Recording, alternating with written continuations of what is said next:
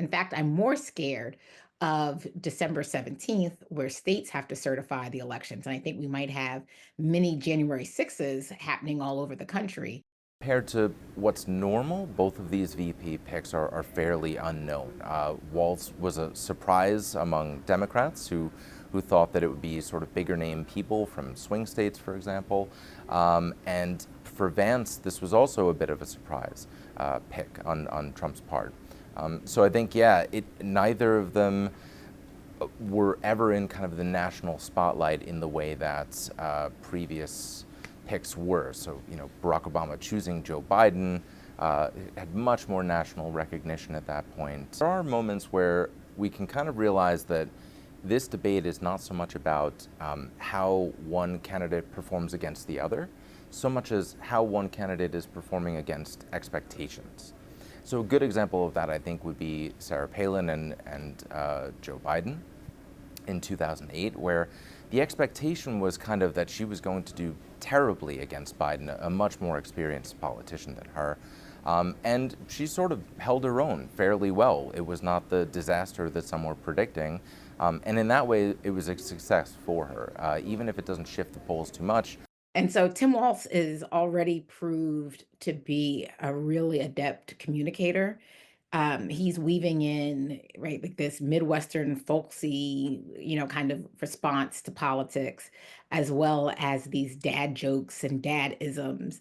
But then he's also able to talk about policy, right? Someone who's been in Congress for a long time, someone who served as a mayor. He understands right, the real world issues, but can talk about them in ways that don't sound so policy wonky-ish. Issue of immigration, especially the use of the stories, given what we saw in the previous debate, the cat eating, dog eating stuff, I imagine that would come up, as well as Vance's statements about, you know, using these sorts of stories to bring an issue to national attention. I think that he can quickly pivot from that to the issue of immigration. So getting him to focus on, is it right to really exaggerate these stories, based on minimal evidence? Is it right to do that? Should you be doing that on such a sensitive topic? Again, I think that Vance is a skilled communicator and won't spend very long on that without just pivoting to the severity of what they would deem the immigration crisis. Unfortunately, I think the train has left the station. There's not much that the Republicans can do to walk back what's already been done. Donald Trump's nomination of three conservative Supreme Court justices have really opened up Pandora's box of what happens when we repeal liberties that were found to be unconstitutional. And I think what we're going to see from Walz and what we'll continue to see from Kamala Harris is painting Republicans extreme on this measure. We know that Vance has a background that is fairly humble beginnings, and is not a wealthy background like Trump's. So that is a nice kind of offsetting.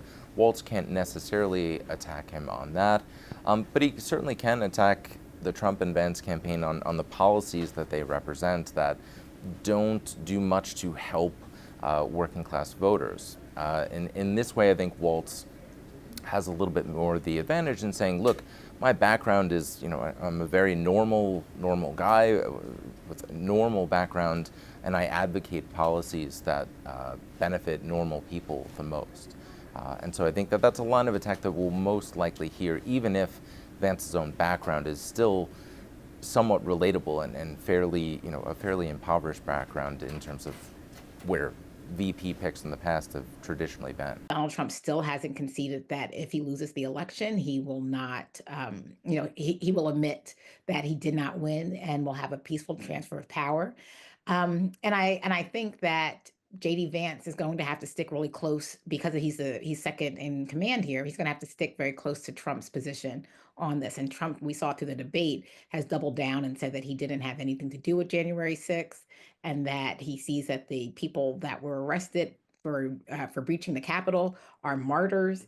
And so JD Vance is going to have to stick really close to the position that Trump has already laid out, which doesn't make doesn't make it seem like there won't be another January 6th. In fact, I'm more scared of December 17th, where states have to certify the elections. And I think we might have many January 6s happening all over the country.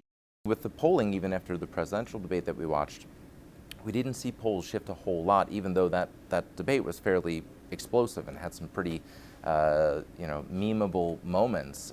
It didn't shift things all that much. So I wouldn't expect this to do much. That being said, we know that this is a very, very, very close race. And so thought about from another perspective, you have maybe 5 or 6% of the electorate still on the fence, still undecided, and little things could push them in one direction or another. History has shown us if we allow aggressors like Putin to take land with impunity, they keep going.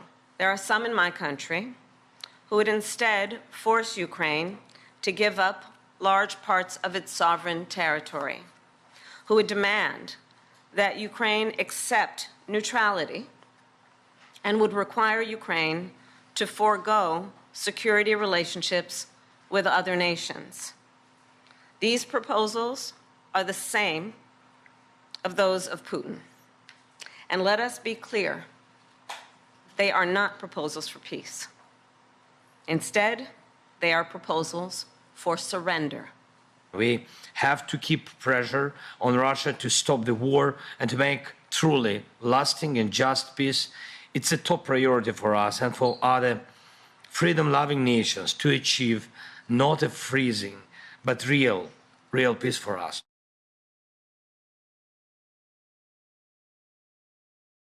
A great honor to have you with us. Thank you very much.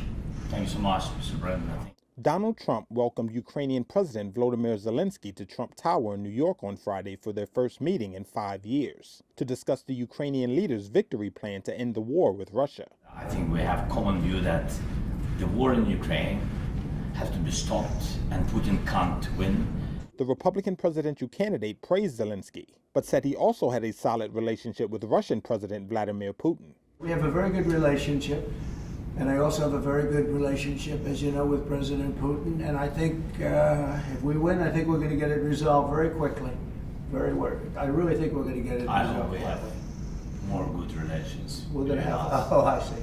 Yeah, but it takes two to tango. Trump's tone on Friday marked a shift from some of his recent comments about Ukraine on the campaign trail. On Monday, Trump said Zelensky wanted his Democratic rival, U.S. Vice President Kamala Harris, to win the election. And on Wednesday, he called the Eastern European nation dead and demolished. Ukraine is gone. It's not Ukraine anymore. You can never replace those cities and towns, and you can never replace the dead people, so many dead people.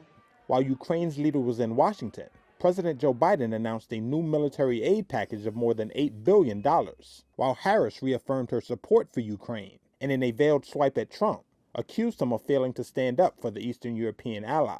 In candor, I share with you, Mr. President, there are some in my country who would instead force Ukraine to give up large parts of its sovereign territory, who would demand that Ukraine accept neutrality and would require Ukraine to forego security relationships with other nations. These proposals are the same of those of Putin. As late as Thursday, people close to Trump and his campaign had said a meeting appeared extremely unlikely, but the former president apparently changed his mind during Zelensky's stay in the country.